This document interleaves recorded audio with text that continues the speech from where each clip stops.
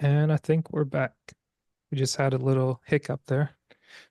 But oh, I think we were talking about reality TV, Jerry Springer, and going from being able to do either multiple production projects or one at a time, and kind of how that works out to um what you can expect, whether it's like you work on a project knowing that you're going to be there for a while, or you just do what you can for as long as you have it. And then when something comes up, you just move on to the next thing based on the relationships that you built.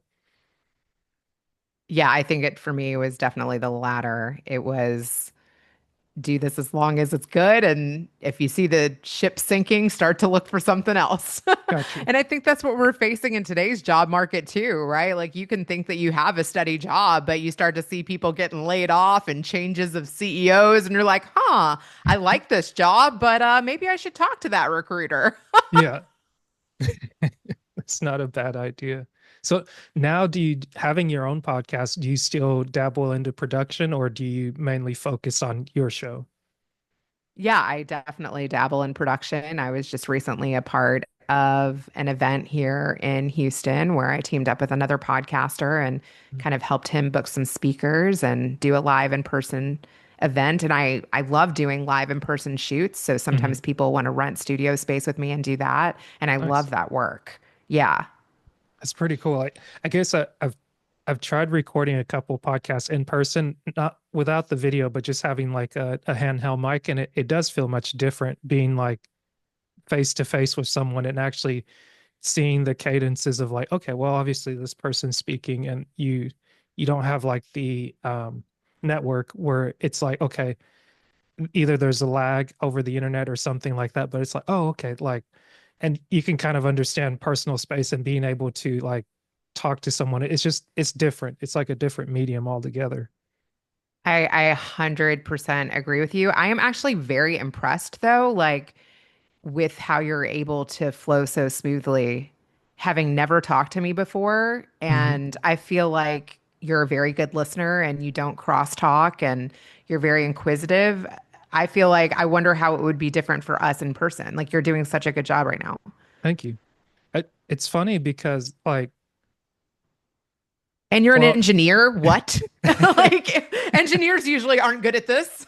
well, that's the funny thing because like I guess they could be good at like what's in the background doing like the production type things where it's like, hey, I don't want to, don't talk to me, just making sure the audio is good. Like your audio is super clean. And one thing that got me maybe into podcasting is listening to a lot of podcasts, but doing something like Toastmasters back in 2014 and just having the welcoming environment from the very first chapter where their focus is on public speaking and leadership. And initially I didn't understand the leadership aspect, but like seeing how they give and receive feedback was really neat, and giving people a chance to be like, okay, well, you get to like from how individual clubs run their meetings versus also how the booklet that you get to like, here's your introduction, here are your first 10 speeches, and then here's this manual, and then next and next and next you like meet all different kinds of people. You can get up there and think you suck. And one of the things that actually I took from Toastmasters and I transcribed into this was recording myself speaking to get my icebreaker speech done, and then trying to watch it back to see my mannerisms and hear my voice.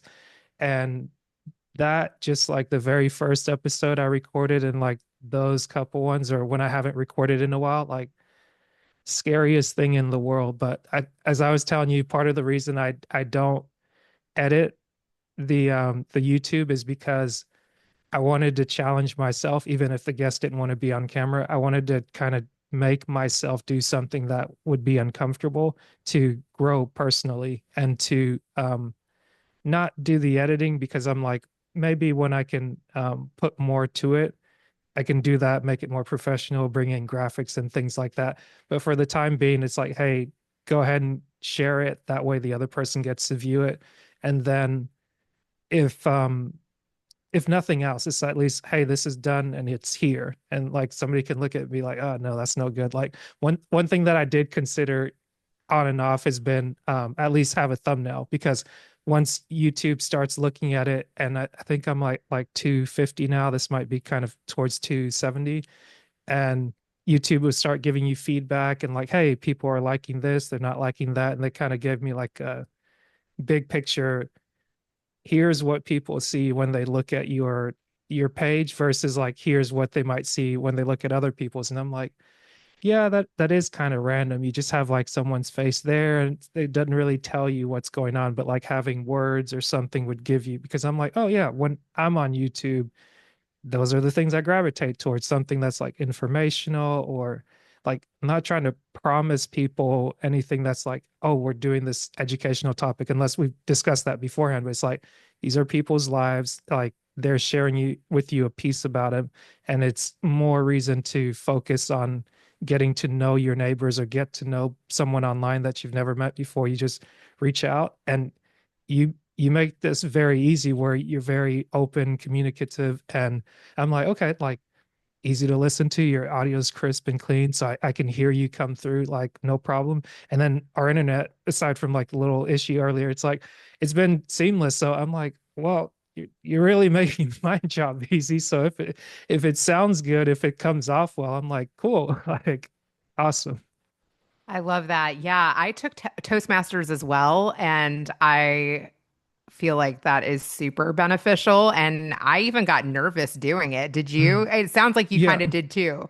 yeah, initially is like I don't remember how many times I practiced that first speech, but then I got nervous to where I thought like I basically crumpled up my notes because I wrote it out in a grid, or maybe I wrote it down in a paragraph, but I just spoke on it because they're like, well, this is your life, this is your story. You're introducing yourself to other people and you're trying to do it within 4 minutes. And it's like, you start going through your head about, oh, here are all the things that I did wrong. And then someone reminds you, like, oh, here are the things that they did well. I was like, I did that? Wow. Like I didn't know I did that well. But something that's been like learning to speak with my hands is something that still comes back up. But to your point, it's a great like environment where you just come in, you meet people from all walks of life, and like it's just really done professionally where you have the structure, you have guidance, and so long as the people that run the meeting and organize it are willing to kind of show you the ropes, you've got a lot that you can get out of it. I 100% agree. I've actually interviewed a couple of people that I met through Toastmasters on my own podcast. Nice. Because you know who's good from the group that would make a good episode, right?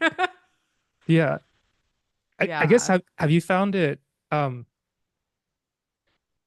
like have you found it challenging to like to podcast, or to like what's the most enjoyable or what's the most difficult thing for you about podcasting?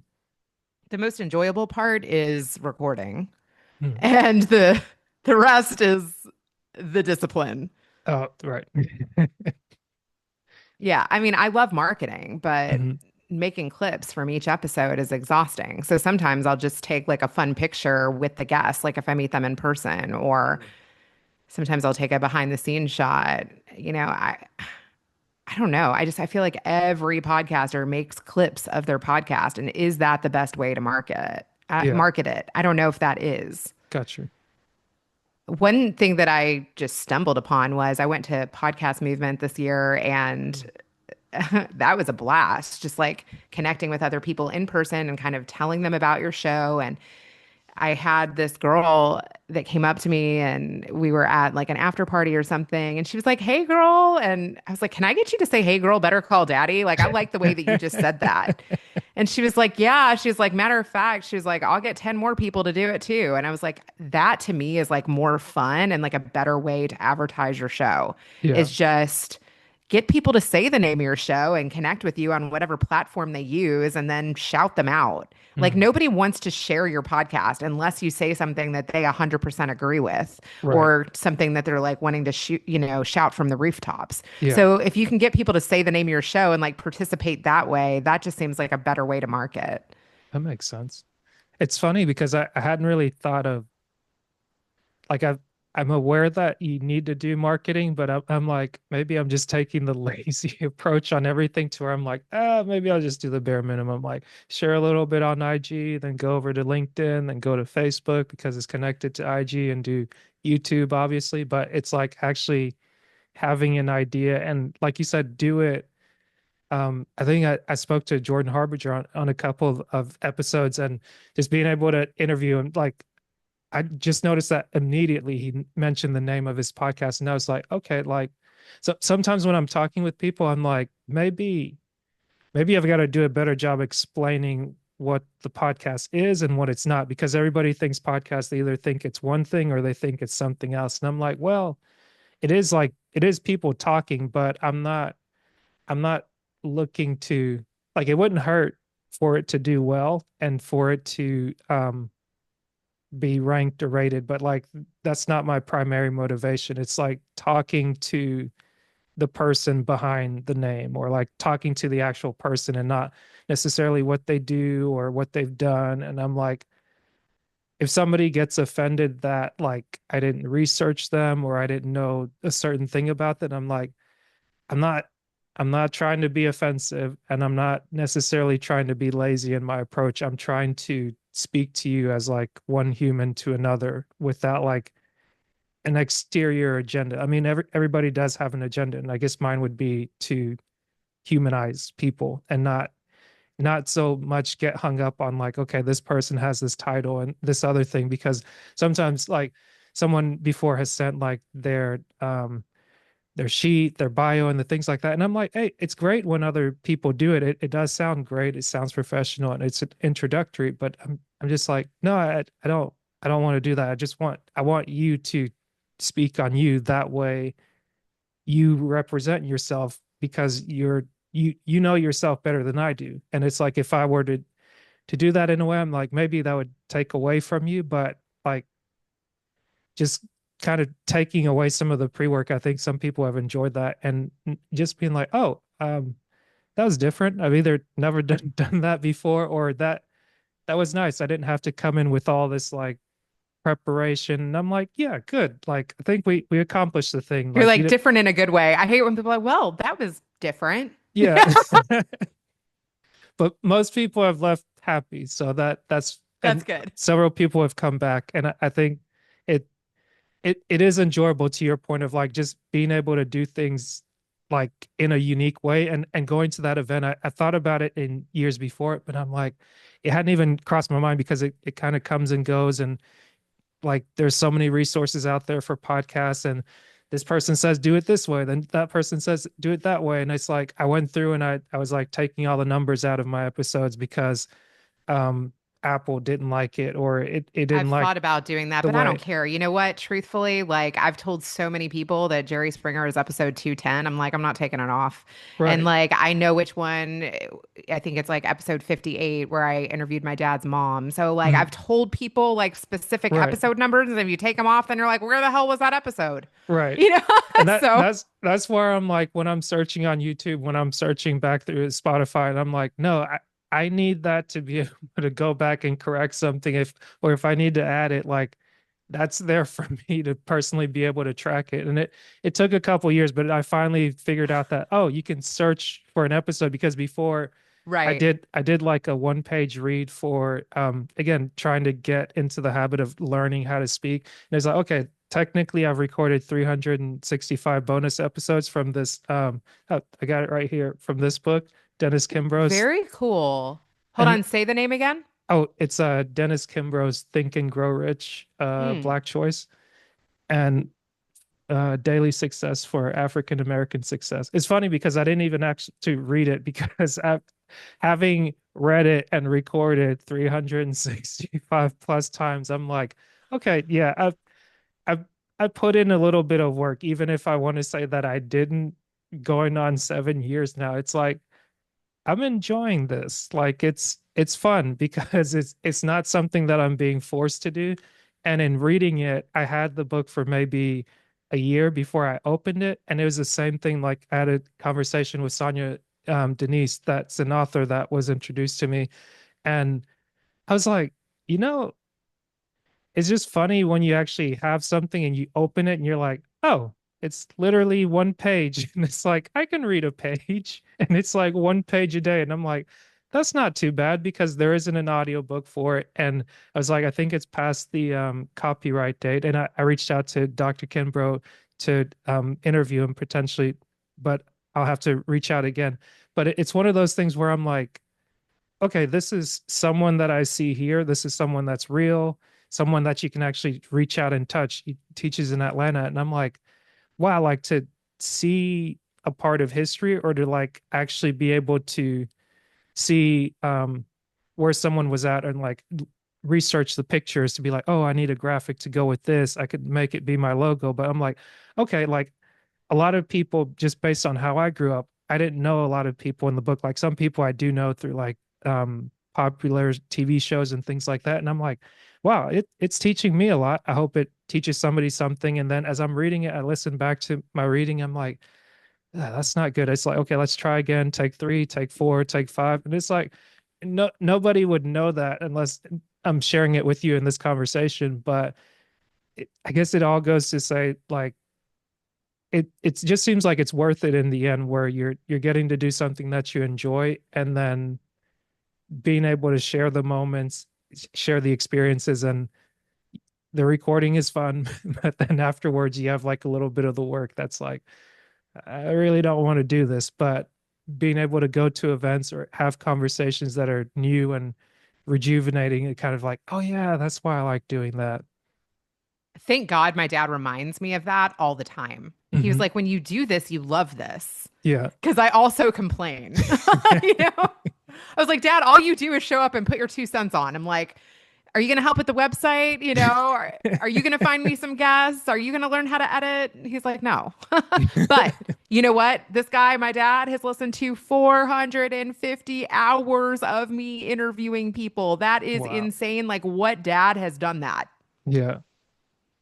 That's a very special project. And like you said, another thing, like I'm so glad that I've like documented who my dad is like through the past 5 years so that Hmm. my kids can see my dad when he was sharp and funny and saying off the wall things. Hmm.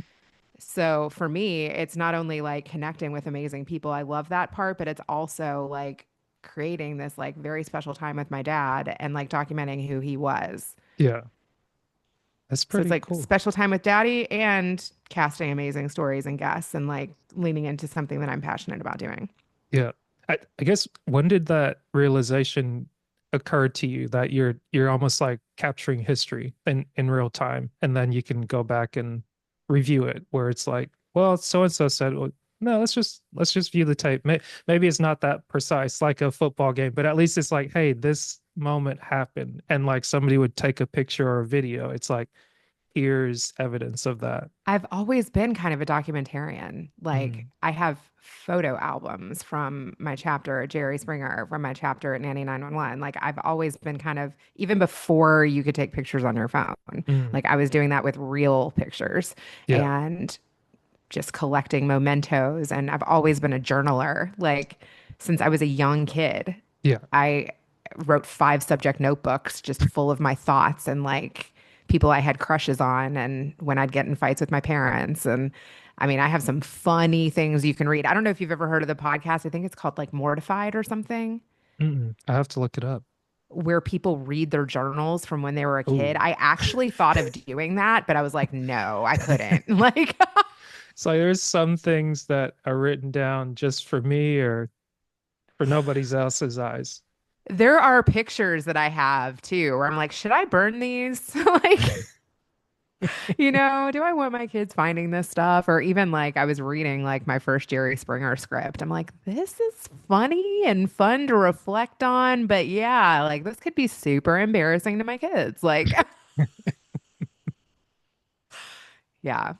So I've always been kind of a documentarian. My mom too, like loves taking pictures. Yeah. And what's really cool, like you said, when did you realize it? I think, to be honest, like as my grandparents started to age, because like I knew them when they were young. Like my mom had me before she was 20. Hmm. And like my grandparents were young grandparents. Like my grandmother was 41 on one side and like 51 on the other. So once my Mm. grandparents started aging and like their stories started getting repetitive, I was like, dude, I should interview my grandma so I like can capture where she came from and like these great funny stories that she's telling before she can't like tell them anymore. So I started Right. like taking videos of my grandfather and kind of editing those together. And then I Mm. put some Apple earbuds on my grandma and just like asked her the questions that I know she loves to talk about. And I'm so glad I did that now because she's 97 and there's no way that she could tell the stories in the same way. Mm. That's a good point. Wow. So Yeah. I guess go ahead. I was going to say, is there anybody in your family that you've interviewed or like want to interview? Well, I've interviewed my dad. I tried to interview like I wanted to do it differently, but sometimes I'm like I put the offer out there to all my family members, but I guess everyone's kind of in different places. And like part of history I was able to capture, but then other times I'm like, maybe I just need to think of a different approach, maybe over Thanksgiving or do like, hey, record like a Thanksgiving meal or something like that. And you have stories that come up and What's Thanksgiving like in my family? yeah. But Would be so cool. sometimes I'm like there's some Drama. there's Yeah. some things that's like drama. I'm like, I like watching other people's drama. I don't know necessarily if I want to other people let other people into like my family drama or dynamics where it's You like, got to tiptoe in, tiptoe yeah, in. It's like start sharing a little bit more of it because, right.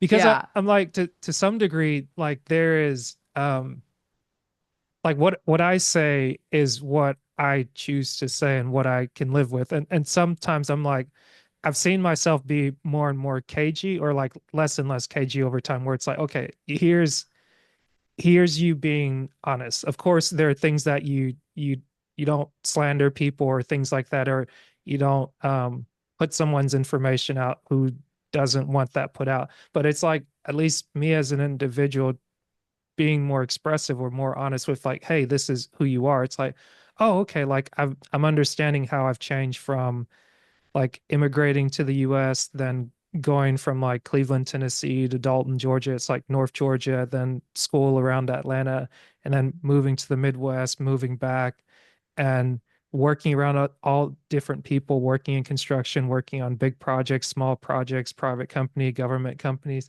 And it's like, wow, like I've really met a lot of people. And to that same effect, wanting to capture some stories where like some people are willing to do a podcast. Other people are like, no, I like to keep my life private. And I'm like, I still respect that. And it's just that reminder of like reaching out and having conversations where it's, man, I'm glad I met this person. And like we can have brunch or catch up and really like sometimes it just feels like time just keeps running, rushing by you. And then when you're able to actually slow down, sit down and have a moment with someone, it's like, okay, like I'm glad that happened. If nothing else good happens today, like at least that happened. And then it'll be there to live on forever, or maybe it'll be lost to the world. But like in my heart, I know that I made the time to like take the time. I love that. That's actually really beautiful. Yeah. Thank you. I love that. That's so good.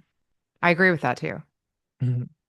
So I guess tell me, what is it like for you being a mom or becoming a mom and kind of like being married in that way where it's like you have like the family dynamics where you get to grow up with all the That's a grandparents and perfect then question because I actually have to go pick up my kids in 15 minutes. So, yeah, gotcha. that is what it's like. Hmm. Being a mom, I am juggling so much. The laundry is always stacked up. There's always like every time I do all of the dishes, I'm like, how is there another dish in the sink? Hmm. And you just have to figure out like how can you do things that you love and that bring you joy and how can you like hash out time to give each one of your kids special time and still be a good wife and want to do date night with your husband and it's a lot. Yeah. You just have to express that you want all of those things Mm. and sometimes you have to pass the ball like or take a therapy session. I actually just spoke with a therapist recently this week, and he was saying, you don't have to answer every question your kid has. You could say, thank you for like wanting to ask me that, but maybe your father would answer that better. You know what I mean? Know your strengths. Yeah, that's a very diplomatic approach. So yeah, one reason I married my husband was because he brought balance into my life. I used to be a complete workaholic. Mm, I am very type A, very perfectionist, very much like, you know, mhm, he helped expand my worldview into, you need to have spirituality, you need to have fitness, you need to have health, you need to check in with your family, mm. and work is not really going to care about you forever. So Yeah. take your blinders off and, you know, open your worldview a little bit more. So I Mm, think that is a huge reason why we've been together for 18 years because he is all about having more in your life versus just work. yeah. Well, congratulations on that. Thank you. You're very welcome. And I guess we'll wrap up real quick so you can have time to grab the kids and everything. But from the first question I asked you, are you still who you said you were? Yeah, I do think so because I said wife first Hmm. and I brought it back to how, my husband kind of fills in my gaps and complements my efforts and mompreneur, getting ready to pick up those kids, but still squeezed in a podcast that made my whole day. Nice. Former reality TV show producer, still doing that. I have a project in the works. Awesome. And what was the other thing? Lover of marketing and music. We didn't really we touched upon that a little bit, some of my marketing tactics and Hmm. music. I went to a youth performing arts school and just music moves my soul. And I went to a piano lesson with my daughter yesterday and she is playing music now that could almost bring me to tears. So, yeah, I Awesome. feel like I encompass all of those things we mentioned. Thank you very much. And let people know where they can find you to follow your journey and until we record again. BetterCallDaddy.com, Reena Friedman Watts, pretty much across all social. And I am so glad we finally got to do this. Thank you so much for dealing with like my scheduling mishaps and making it happen and just being so warm and like such a great interviewer. During this conversation, I've like already thought about people that I want to introduce you to. I know somebody who loves to interview people who like have blue collar jobs. He has a whole podcast around that. And then I know a dad of nine that he Wow. was I mean, that in itself, I could just stop there. Dad of nine, retired at 30, learned how to invest, former service member, just like all around good human. I feel like I want to Awesome. introduce you to a couple of those guys. Look So, forward to it. And say hi to the family. It's very nice to meet you. yes, thank you. You make me want to do Toastmasters again. Yeah, I'm thinking about it. I'm like, they say they have a meeting every second and fourth day of the week, one of those days, and I'm like, uh, just let me put it on the calendar, and if I can make a meeting, I'll make it. Yeah, it's super positive and it will probably help me use less filler words. You did very good today. Thank you. All right, take care. Okay, have a good one. Bye.